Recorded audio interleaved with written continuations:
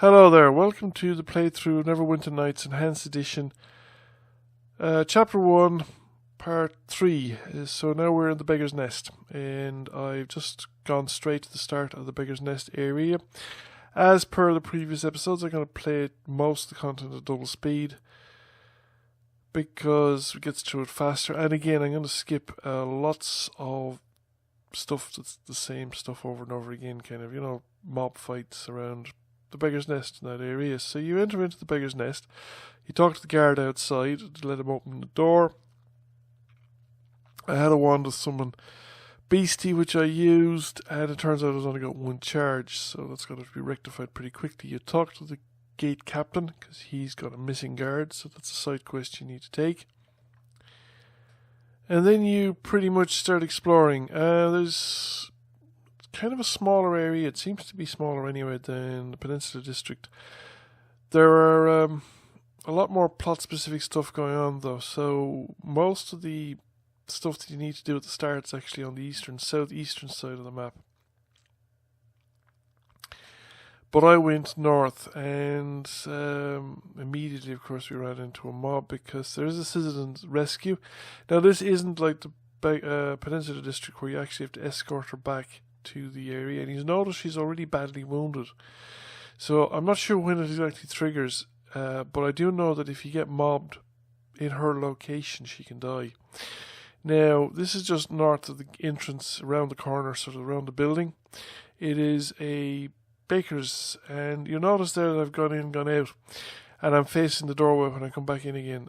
This is a very common occurrence in Neverwinter Nights. So I can't remember it being as much of a problem in the original game. And I have a feeling it's actually worse. So they probably had to rebuild the whole the levels. They should probably redo the tool set, upgrade the skins, and then rebuild the levels, given the way the Aurora tool set actually works. And it looks to me like they have all the doors are as a kind of a default placement. And what happens is you walk through, you click the portal, and there's a kind of an arrow that orientates your facing when you get to the other side of the portal, and they're all facing towards the door. So if you press the W key, you'll walk back through the door and out again. That baker's, the recipe for the bread, is actually important apparently to one of the hench people that you can hire. This guy, Jermaine, I think it's Jermaine. He is important to the main plot, actually. His brother Torrin has been inducted, should we say, into a cult that live in a mysterious house to the north of his house. So they're basically, the three of them are all lined up on the western side of the map. The bakery is the southernmost marked building on the mini-map. This guy's house place is the next building. I'm not sure it was marked or not, actually.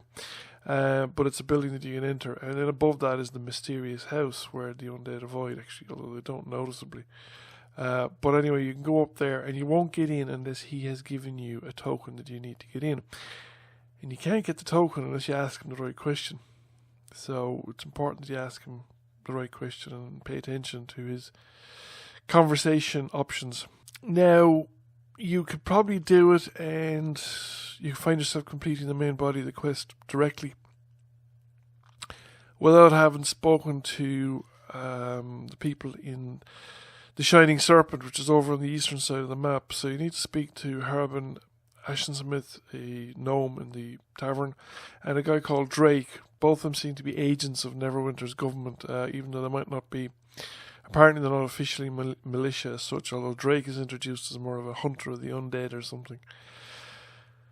Place is mobbed with zombies, essentially. They're not particularly difficult, but there's lots of them, and again you can trigger whole mobs of them. That house there on my left, just by the mini-map, on my right now, just the edge of the screen, the top edge of the screen, is the mysterious cult house. Now, we're now on the eastern side of the map, just south of the Neverwinter Academy, and this is... it's not essential that you visit this house. There's a chap in here who has been a member of the Sword Coast Boys, one of the local street gangs. And their leader, Drawl, has gone off and made a pact with someone. Your man doesn't know who, except that horrible thing has happened to him, and there's been horrible transformations. The Sword Coast boys, and that he hopes that to avoid their fate, and that all his enemies, their enemies, have been turned into undead. It's mostly a clue thing. He's not actually a quest giver as such, and nor is he anybody you need to talk to once you've completed the quest. He doesn't actually respond in any positive way, or his conversation dialogue doesn't change once you complete the quest regarding to the Sword Coast boys. So I visited him a second time round, but it's not really necessary. To the north of this house is actually the warehouse. It's you get a building, it'll appear on the minimap as the warehouse or mysterious warehouse or something like that. That is where the Sword Coast boys actually hang out, so don't go there unless you have already spoken to the necessary people again. Otherwise you get your quests twisted up, and it can be a problem trying to complete the quests afterwards, if you've gone off and done them in the meanwhile. So make sure you sort of talk to Harbin Ashensmith and Drake in the tavern. There again, you see I'm facing the door. This is the wall, the city wall. It's nothing of importance here at all. You can actually skip this whole section. There's nothing up here. There's just one guard. There's a whole lot of doors, towers that don't do anything. I don't think they have any purpose in this chapter, or I'm not sure if they have any purpose in any chapter. It definitely just seems to be stuff that's up here, doesn't do anything. And this is the courtyard just to the west of the Shining Serpent Tavern, and I've gotten ambushed by a bunch of thugs or bad guys essentially. This is going to be a kind of a regular feature. I don't actually remember it happening in the Beggar's Nest before, but I can't swear that it didn't, because it's many years ago since I played this.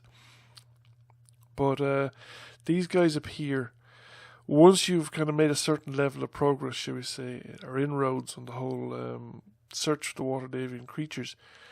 I always thought you needed to get 2 Waterdavian creatures before these guys started appearing, but they're appearing now. So we're in the Shining Serpent Tavern now, but these guys anyway, you report that you got ambushed to Lady Arbeth and Finthic, and I'll talk about it again later on. But you will expect more of these as time goes on. The barkeep acts as a merchant, but he doesn't have any, and he has some rumours to add, but he doesn't have any quests or anything like that. You can actually buy beer in the bars in Neverwinter Nights, and you can drink it and get drunk. I think it counts as some kind of poisoned effect, and it does some stat reduction and various other things like that.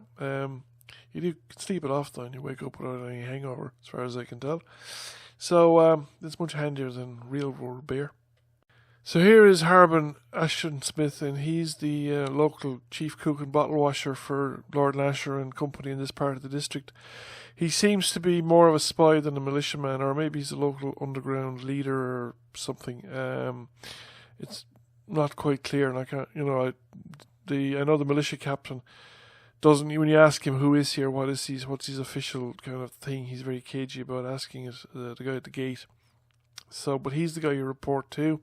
He'll give you the lowdown on local rumours. He'll say to talk to Drake as well. I don't know if there's any direct benefit in talking to Drake other than it introduces him to him, which I think becomes significant later on in the adventure, but I can't quite remember. He's supposed to be a renowned hunter of undead or something. And again, he has some kind of standing in the area. I did go upstairs, but I didn't bother exploring. I don't remember anything being there of significance the last time, when I played through this previously. The other thing I probably should have said is I probably should have made use of other minions, particularly both in the prison district and in the Beggar's Nest, because there are 2 minion quests in the Beggar's Nest that you need to have talked to. One of them is for Tommy, who's here in the temple. He's more expensive to hire than Linus, is the reason I didn't take him, and he's a rogue. Now, he would have been useful, actually, in the prison district, and he'd also be useful in the Beggar's Nest, but obviously you have a quest completion item for him in the Beggar's Nest. But there is another guy, a a gnome character that I actually don't think I've ever hired previously, who has a quest item relating to that recipe for leavened bread that we find in the bakery. Now, I've reported the ambush that was occurred to me outside the Shining Serpent to Lady Arabeth, and I showed her the note that the ambushers had, so she says to report this to Finthik. You then report it to Finthik, and he gets all concerned and hoo-ha about it, and Dester immediately casts aspersions on your character, your integrity, and so on and so forth. Rather bad form, Dester. I mean, should I not be entitled to call you out on impugning my good name and insulting my honour, and we should have it out like fisticuffs, swords, pickaxe handles in the darkened cellar. I'm game. Pickaxe handles in the darkened cellar was apparently how an Apache fighter come gold prospector who struck it rich in Arizona was alleged to have responded to a challenge to a duel in New Orleans one time when he was asked for a choice of weapons. So Finthik actually gives you a bit of a reward for these notes. I think every time that happens you get a fresh note. They don't actually add anything much to the mystery other than the fact that there is an outside agency involved. It's obviously behind the Wailing Death, and it's behind spreading it, and it's obviously some part of a vast conspiracy. But you don't get anything that really points the finger at any particular element or person. Now, you obviously can make surmises or guesses, but the thing is, the plot runs on rails, and there isn't much you can do about your surmises or guesses. So we return back to the Shining Serpent, and then we continue the adventures locally. There are two other sites of interest beside the Shining Serpent, both to the east of them. There is the Temple of Helm, and in the Temple of Helm there's a guy taking refuge, who I'm not included in the video. But he's in there, and basically his brother is missing, and you'll find his brother's corpse by the gates to the academy, I think. The other one is this place here. It's a long day. A blacksmith I could use shop. a drink. And you meet a guy in here who's looking for wagon parts and wagon wheels, because he's a bit of a simpleton, and his boss is stranded in the middle of the town, or in the middle of the Beggar's Nest district with a wagon, and he's trying to guard it from the undead. So you talk to this guy and you offer to escort him to the boss. The bookshelf in the corner has a document that's of interest to Tommy, but again you have to have him explaining his background, and obviously the spell, but the important thing is the document that's of interest to Tommy. To be honest with you, I only found out about those quests because I couldn't find the brother initially. In fact, I couldn't find either brother. I couldn't find the brother of the guy in the Helm's Temple, and I couldn't find the brother of Jermaine. That's Torin, the guy that joined the cult. It turns out in my actual run-through, initially I missed a room in the final complex, and that's where one of the guys was, and I missed the other one. I just didn't search the corpse. I thought I'd searched all the corpses, but I'd obviously missed one. So and I couldn't figure out where he was or where he was supposed to be. This house is of no importance. It's nothing to do with anything. You get a conversational entry that looks like you can try and shake her down for money. I didn't pursue that one. But other than that, I don't think she has some vague stuff about rumours, but nothing that you haven't heard already and that adds anything to the plot. You just go through the conversational items. This house is about halfway between the Shining Serpent and the warehouse. And again, you see the stairs is broken, so you can't go upstairs. And you're out onto the street now, and that's the warehouse. The warehouse is major plot point, so I wouldn't actually go into it, like I said, till I'd spoken to Harbin, the people in the Shining Serpent, Harbin, Ashton, Smith, and Drake.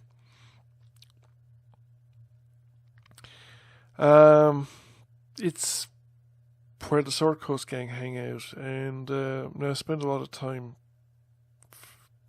playing with locks here, which I probably would have been better off bringing Tommy, actually. I don't think it would have made much difference between having Tommy or Linu in the final fights at the end of this. And I made some mistakes as well that made it easier. That said, I don't know if I mentioned it earlier, but I did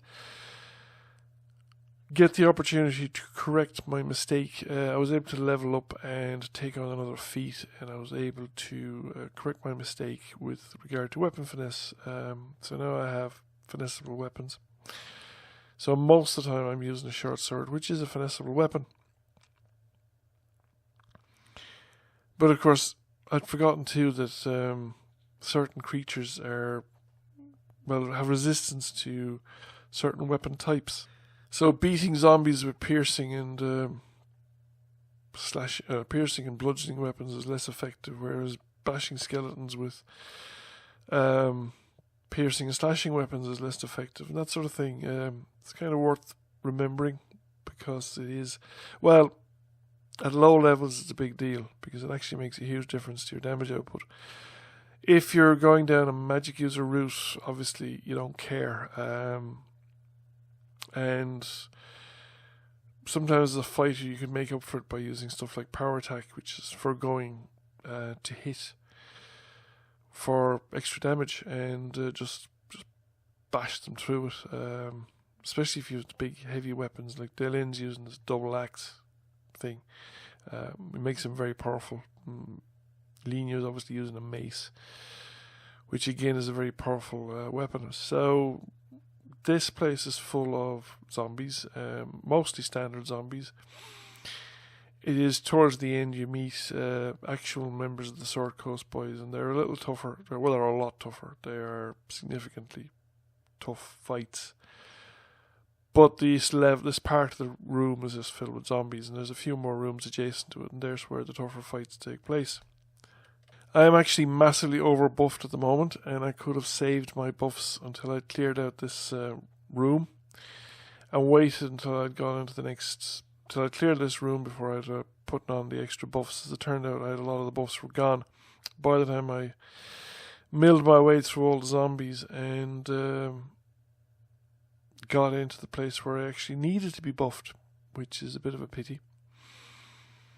So, Lenia is obviously very effective in dealing with zombies directly, because her turn undead and channel divinities, turn undead, I think, her turn undead powers are quite significant at this level, because she levels up with you, so the hench people are always at a comparable level to whatever you're at. That sword on the table is not pickable up as far as I know. You can press the tab key and you see what you're allowed to interact with in the locality. So obviously I just cleared out the zombies without looting the place and stuff like that, so I'm just going straight through now and do a bit of looting before we go into the next area. And there's the door, and we go through, and as usual, I think I took on a bless there, so I didn't actually look around the room too carefully, and I went straight for the treasure, because, you know, typical adventurer really. Get a few more items, and we find that the Beastie and Leniu are fighting a Sword Coast boy, and he's got stone skin, it looks like. It is essentially a damage resistance, damage immunity to non-magical weapons as far as I remember, and resistance even to magical weapons, but it absorbs only so much damage, and once it hits its damage capacity, it goes away, so now it's gone, and he doesn't have any further resistance. He's just a normal zombie monk with 2 kama, you know, cause I suppose every street gang has one, whatever, but anyway, he's been converted into this undead horror by Droll's buddy, and you now go for the chest. Obviously I have 2 of them now, both my familiar and the beastie are trying to batter the chest. The reason I stopped the hench people from battering the chest is because I don't want them to succeed in doing it. And the reason I don't want them to succeed in doing it is because if there's anything in a vial in the chest, there's a very good chance they'll break it. And if they break it, you just find a broken glass in the chest. And at this stage, healing potions and bless potions and stuff like that are sufficiently worthwhile, and they're expensive enough that it's worth trying to recover as many of them as you get. And you won't get enough, but you'll get a fair amount. Like I still have 10 potions of moderate healing. Now this guy is a skeleton and he's completely immune to my weapons. Now if I had realised it, that weapon rack over there, the small one, just the other side of the screen beside the treasure chest, has actually got a club +1, which means that I could have gone over there, picked up the club +1 and battered your man to death with it from draw, and it would be effective. I'd actually be doing some damage as distinct from no damage at all at the moment.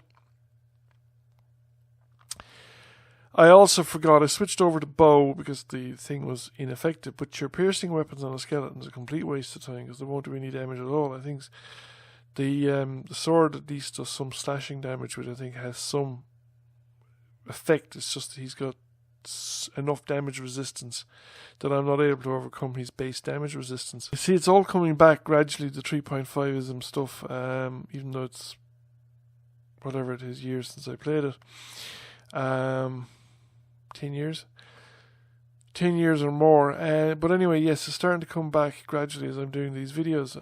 Actually, the videos are more useful for helping me to remember directly than playing the game, because I'm kind of not taking much notice when I'm playing the game. But then I'm looking at the stuff in the video and I'm going, I wonder why that's happening, and it starts to come back. There's the club +1, so I could have just picked that up and beat your man with it. Here's Mr. Walters, the missing militiaman, who was a former member of the Sword Coast Boys and was hoping to sort of save them from the Wailing Death and from fates worse than death. Which also reminds me that I actually need to go and talk to the captain at the gate to tell him that I'd found his missing militiaman, because I completely forgot to do it when I was playing through. Now it was late enough when I was finishing. Now you can continue from here to the end of the adventure. You don't have to have the token to go into the cult house. I think if you do it, you don't get to do the cult house, or you don't have to do the cult house, and it doesn't really matter. Except that it's, an extra 24 people to kill, so there's the XP for that. That is the exit to an underground chamber that leads to the graveyard. This is another one of the wizard laboratories where you can pick up as part of the quest that you get at the cloak tower. So you pick up here another elemental related thing. It's in the pile of wood there behind the method. You kill the guardian, you collect the thingy, and when you all 4 of them collected, you go, there's one in each district essentially, and you collect all 4 of them and you go back to the many-starred cloak and you become a member of the cloak tower. This building is in the northwestern corner beside the mysterious cult house. Now I'm not going to do the cult house, I'm going to do that in part 2. So we're more or less finished, I think. So that is the basic beggar nest level, and after that it is going into the cult house or going through the underground passage from the warehouse to the graveyard, and either way getting into the graveyard, then you have the warrens, the night warrens, or the warrens of something or other, and I can't remember exactly what it's called right now, and you go in there and you find out what's going on. Thank you for watching. I hope you found it interesting and enjoyed it. If you do, please give the video a like. It really helps the channel out, and if you haven't already done so, please give the channel a subscription. Once again, I thank you for watching. I'll catch you all again soon. Bye for now.